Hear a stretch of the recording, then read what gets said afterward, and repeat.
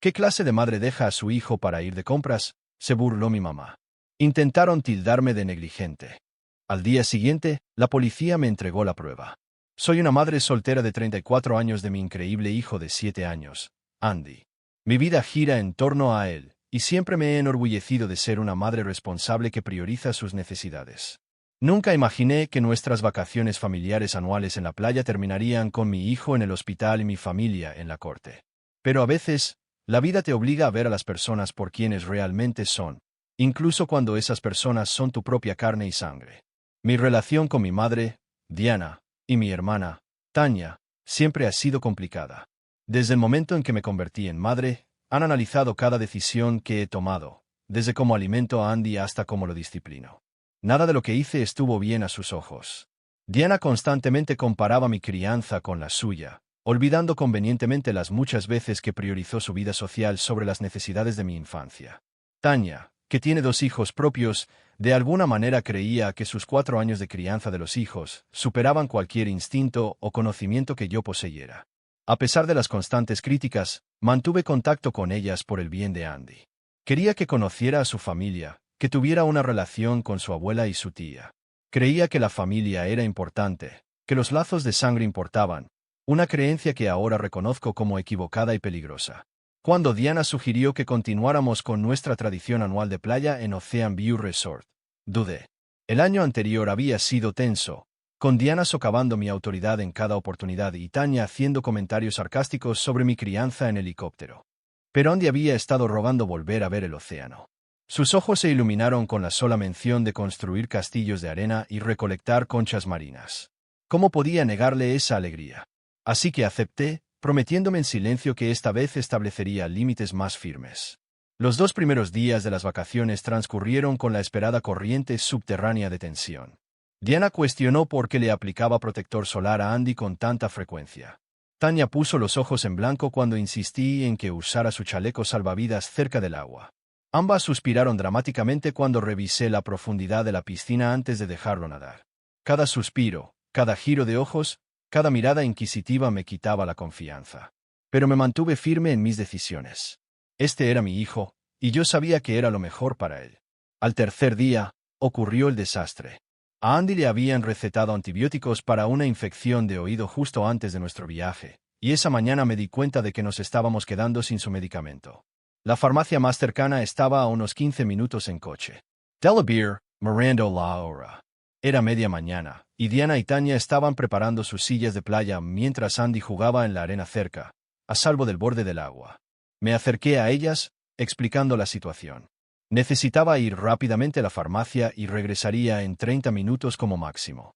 ¿Podrían, por favor, vigilar a Andy con atención? El océano tenía fuertes corrientes de resaca ese día.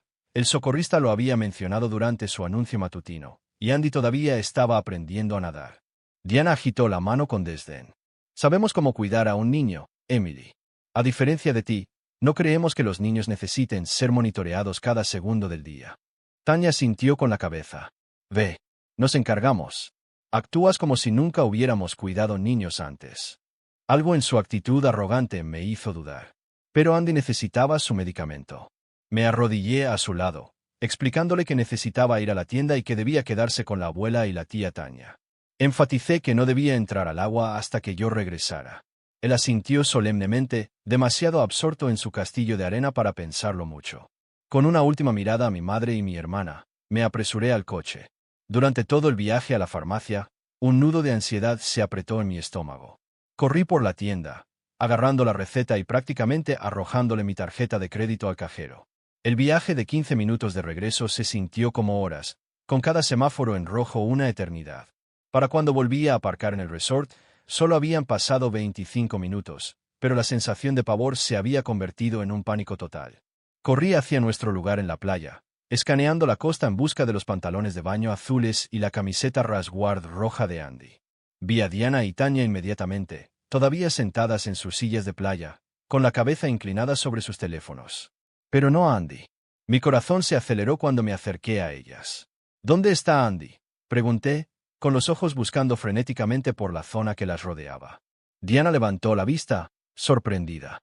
Estaba aquí hace un minuto, jugando en la arena. Tanya apenas levantó la vista de su teléfono. Está bien, Emily. Deja de reaccionar de forma exagerada. Pero no estaba bien. No estaba cerca de ellas. Giré sobre mis talones, con los ojos buscando desesperadamente en la playa llena de gente. Fue entonces cuando vi una pequeña figura lejos en el agua, agitando los brazos, la cabeza balanceándose bajo la superficie y luego reapareciendo. Incluso desde la distancia, reconocí la Rasguard roja de Andy. El tiempo pareció ralentizarse y acelerarse simultáneamente. Grité pidiendo ayuda al socorrista mientras corría hacia el agua. La gente se volvió para mirar mientras pasaba corriendo junto a ellos. Mis pulmones ardían. Mi único pensamiento era que necesitaba llegar a mi hijo. El socorrista ya estaba corriendo hacia el agua, con el silbato sonando, la boya de rescate en la mano. Llegó al agua antes que yo y se zambulló con eficiencia practicada. Esos momentos viendo al socorrista nadar hacia mi hijo que se ahogaba, mientras yo estaba parada impotente en la orilla, fueron los más largos de mi vida. Cuando finalmente llegó a Andy, mi hijo había dejado de luchar. El socorrista lo agarró y comenzó a nadar de regreso a la orilla, el pequeño cuerpo de Andy flácido en sus brazos. Salieron del agua, y el socorrista inmediatamente acostó a Andy en la arena, comprobando su respiración y pulso. Comenzó la RCP mientras yo me derrumbaba a su lado, con todo el cuerpo temblando. Después de lo que pareció una eternidad, Andy tosió, el agua salió a borbotones de su boca mientras jadeaba por aire. Estaba vivo, pero sus labios estaban azules, su piel pálida. La ambulancia llegó en cuestión de minutos, y subí junto a la camilla, agarrando la pequeña y fría mano de Andy. Diana y Tanya estaban paradas en la playa, con la cara pálida por la conmoción. Pero en ese momento, no podía pensar en ellas. Todo lo que importaba era Andy. En el hospital, los médicos trabajaron rápidamente. Determinaron que Andy había aspirado agua de mar a sus pulmones y sufría de hipotermia leve. Su condición era grave, pero estable. Mientras lo llevaban en silla de ruedas para hacerle pruebas, una amable enfermera me condujo a una sala de espera, prometiendo volver con actualizaciones. Fue entonces cuando las escuché. Diana y Tanya, que debieron haber seguido la ambulancia hasta el hospital. Estaban hablando en el pasillo, justo a la vuelta de la esquina de donde yo estaba sentada. Esto va a quedar muy mal para nosotras, decía Tanya, con voz baja pero clara. No es nuestra culpa, respondió Diana con firmeza. Emily debería haber estado vigilándolo. ¿Qué clase de madre deja a su hijo para ir de compras? Exactamente, coincidió Tanya. Siempre ha sido irresponsable. Nos apartamos por un minuto y el niño corrió directamente al océano. ¿Cómo íbamos a saber que haría algo tan estúpido? Sus palabras me golpearon como golpes físicos. Mi hijo estaba luchando por su vida, y a ellas les preocupaba cómo las haría ver a ellas. Ya estaban creando una narrativa que las absolvía de responsabilidad y culpaba directamente a mí. Y a Andy, un niño de 7 años. Me senté paralizada, escuchando cómo seguían reescribiendo la historia, pintándose a sí mismas como víctimas de mi negligencia en lugar de reconocer la suya propia. Decidieron que le dirían a todo el mundo que había dejado a Andy sin supervisión en la playa mientras yo iba de compras por artículos frívolos, no por medicamentos necesarios. Acordaron decir que solo habían apartado la vista por un momento, no por el periodo prolongado que le permitió a Andy vagar hacia aguas peligrosas. Cuando una trabajadora social del hospital se me acercó unas horas más tarde, comprendí las implicaciones reales de sus mentiras. Se presentó amablemente, explicando que en los casos que involucran niños y posible negligencia, el hospital estaba obligado a recopilar información. Mientras me preguntaba sobre los eventos que llevaron al casi ahogamiento de Andy, me di cuenta con una claridad desgarradora que mi madre y mi hermana ya habían hablado con ella, pintando su versión distorsionada de los hechos. Le dije la verdad, mi voz firme a pesar de mi agotamiento y miedo. Le expliqué sobre la medicina de Andy, sobre mis instrucciones explícitas a Diana y Tanya, sobre el horror de regresar y encontrarlas en sus teléfonos mientras mi hijo se ahogaba. La expresión de la trabajadora social no reveló nada, pero tomó notas detalladas y me preguntó si había algún testigo que pudiera corroborar mi relato. Más tarde esa noche, mientras Andy dormía en su cama del hospital, su respiración finalmente volvió a ser regular. Una enfermera entró sigilosamente en la habitación. Dudó, luego se acercó a mí. No se supone que deba involucrarme, dijo en voz baja, pero escuché a tu madre y a tu hermana hablando en la cafetería. Planean decirle a la policía que abandonaste a tu hijo en la playa. No sé qué pasó realmente, pero parecían calculadoras. Y pensé que deberías saberlo. Sus palabras confirmaron mis peores temores, pero también fortalecieron mi determinación. Esto no se trataba solo de un lapsus de juicio momentáneo. Este fue un intento deliberado de protegerse de las consecuencias de su negligencia, incluso si eso significaba destruir mi relación con mi hijo.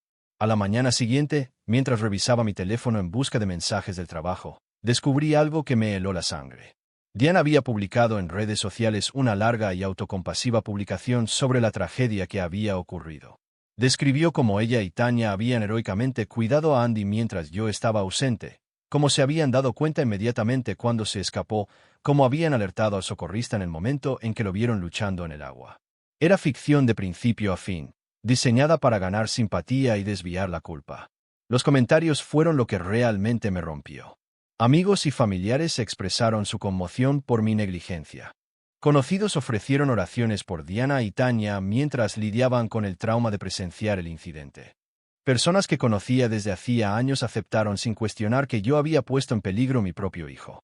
Todavía estaba mirando mi teléfono, con lágrimas de rabia y traición nublando mi visión, cuando un oficial de seguridad de la playa llamó a la puerta de la habitación del hospital. Se presentó como el oficial Ust y explicó que necesitaba tomar mi declaración sobre el incidente. Mientras relataba los eventos una vez más, él asintió, su expresión no revelaba nada. Cuando terminé, dudó, luego dijo algo que lo cambió todo. Señora, tenemos un testigo, en realidad, varios testigos que contradicen la versión de los hechos de su madre y su hermana. Y hay más. Uno de los bañistas grabó un vídeo del incidente. Mi corazón casi se detuvo. ¿Un vídeo? Él asintió. Muestra a tu madre y a tu hermana en sus teléfonos durante un periodo prolongado. Muestra a tu hijo entrando al agua mientras estaban distraídas. Y muestra la marca de tiempo. No lo estuvieron vigilando durante al menos 20 minutos antes de que se metiera en problemas. La existencia de ese vídeo fue el primer rayo de esperanza que sentí desde que vi a Andy luchando en el agua. El oficial Ust explicó que se estaban tomando el incidente muy en serio y que estarían investigando posibles cargos de poner en peligro a un niño y presentar declaraciones falsas. Después de que se fue, me senté junto a la cama de Andy, mirando su pecho subir y bajar, pensando en lo cerca que estuve de perderlo. Y en ese momento, algo se endureció dentro de mí. Esto no era solo negligencia. Era una traición que no podía perdonar. Diana y Tanya no solo habían puesto en peligro la vida de mi hijo por su descuido, sino que luego habían intentado destruir mi reputación y potencialmente mi custodia de Andy para salvarse a sí mismas. Llamé a Lisa, una amiga cercana que resultó ser abogada especializada en derecho de familia. Le expliqué todo, mi voz temblando con una mezcla de dolor y determinación. Lisa escuchó en silencio, luego dijo las palabras que me pondrían en un camino que nunca pensé que recorrería. Emily, necesitas protegerte a ti misma y a Andy. Lo que hicieron no solo estuvo moralmente mal, fue criminal. Y si no tomas medidas, nunca se detendrán. Mientras Andy se recuperaba en el hospital, mostrando una notable resiliencia a pesar de lo que había pasado, comencé a construir un caso. Lisa me ayudó a solicitar una orden de restricción temporal contra Diana y Tanya, impidiéndoles que se pusieran en contacto con Andy o conmigo durante la investigación. Proporcioné al hospital instrucciones por escrito de que a ninguna de las dos se les debía dar información sobre la condición de Andy ni permitirles visitarlo. La reacción fue inmediata y violenta. Diana me llamó docenas de veces, dejando mensajes de voz que iban desde súplicas llorosas hasta acusaciones maliciosas. Tanya envió mensajes de texto amenazando con demandar por difamación, alegando que estaba destruyendo a la familia con mi paranoia y mentiras. Parientes lejanos con los que apenas hablaba me llamaron para decirme que estaba reaccionando exageradamente, que las disputas familiares deben permanecer dentro de la familia, que estaba siendo cruel al evitar que Diana viera a su nieto. A pesar de todo, me mantuve firme. Cada vez que vacilaba, cada vez que la presión amenazaba con romperme, recordaba la imagen de Andy en esa cama de hospital, con tubos y monitores conectados a su pequeño cuerpo. Recordaba la cruel forma en que Diana y Tanya habían conspirado para culparlo a él, un niño, por su propia experiencia cercana a la muerte. Y seguí adelante. La investigación criminal avanzó rápidamente, reforzada por la evidencia en vídeo y las declaraciones de los testigos. Diana y Tanya fueron acusadas de poner en peligro a un niño, presentar declaraciones falsas e intentar obstruir la justicia. Contrataron a un abogado caro que intentó pintarlas como miembros de la familia preocupados que habían cometido un error comprensible, mirando sus teléfonos por solo un momento durante el cual un niño impulsivo había desobedecido las instrucciones. Su defensa se derrumbó cuando se reprodujo el vídeo en la corte.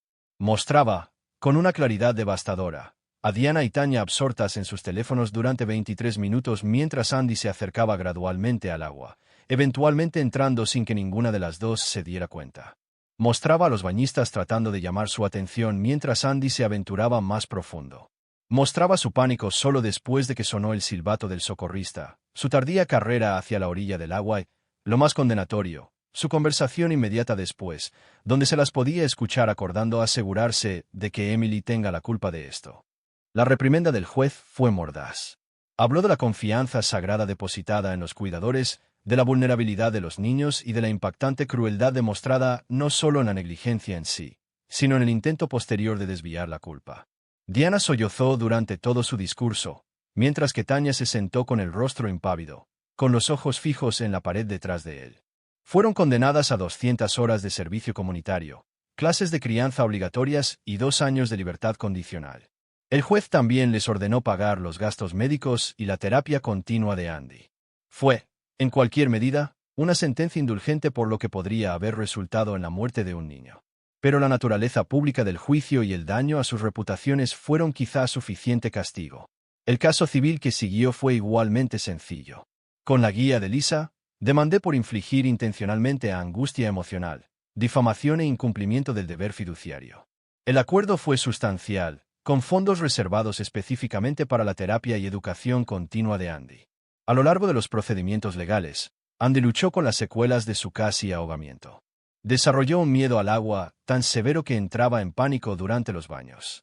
Tenía pesadillas sobre ahogarse, despertando jadeando por aire. Y estaba confundido y herido por la repentina ausencia de su abuela y su tía, sin entender por qué se habían ido. Le encontré un terapeuta especializado en trauma infantil, una mujer amable que usó la terapia de juego y el arte para ayudarlo a procesar lo que había sucedido. Lenta y dolorosamente, comenzó a sanar. La primera vez que entró voluntariamente en una piscina para niños, 3 meses después del incidente, lloré por una mezcla de alivio y miedo persistente. Ha pasado 1 año desde ese terrible día en la playa. Andy está bien, su resiliencia me asombra a diario. Ha vuelto a nadar, en clases supervisadas con un instructor con formación en trauma, y sus pesadillas se han vuelto menos frecuentes. La orden de restricción contra Diana y Tanya sigue vigente, un límite que no tengo intención de levantar. Algunos miembros de la familia todavía creen que reaccioné exageradamente, que debería haber perdonado y olvidado por el bien de la armonía familiar. Pero he aprendido una dura lección sobre la diferencia entre las relaciones de sangre y la verdadera familia. La verdadera familia se protege mutuamente. La verdadera familia asume la responsabilidad de los errores. La verdadera familia pone el bienestar de un niño por encima de su propio orgullo y reputación. Andy y yo hemos construido un nuevo tipo de familia, una formada por conexiones elegidas en lugar de obligatorias. Mi amiga Lisa se ha convertido como una hermana para mí, más comprensiva y cariñosa de lo que Tanya nunca fue. La terapeuta de Andy recomendó un grupo de apoyo para padres de niños que han experimentado traumas, y las personas que he conocido allí me entienden de maneras que mi familia biológica nunca lo hizo. El mes pasado, regresamos al océano por primera vez desde el incidente. Fuimos a una playa diferente, una con olas más suaves y socorristas vigilantes. Andy se paró al borde del agua, vacilante pero decidido. Me miró, tomó mi mano y juntos entramos hasta que el agua le llegó a la cintura. Se rió cuando una pequeña ola nos salpicó, y en ese momento, supe que estaríamos bien. No sé si Diana y Tanya han aprendido algo de esta experiencia. Una parte de mí espera que sí, aunque solo sea para proteger a otros niños que podrían estar a su cuidado. Pero ya no apuesto mi felicidad ni la seguridad de Andy a su crecimiento o comprensión. He aprendido que algunos vínculos, incluso aquellos que nos dicen que son sagrados e inquebrantables, deben romperse cuando se vuelven destructivos. Lo que sucedió ese día en la playa fue la peor pesadilla de una madre. Pero también fue una llamada de atención, un duro pero necesario recordatorio de que mi responsabilidad principal no es mantener la armonía familiar o proteger los sentimientos de los adultos. Es, y siempre será, mantener a mi hijo a salvo, incluso cuando la amenaza proviene de aquellos que deberían amarlo más.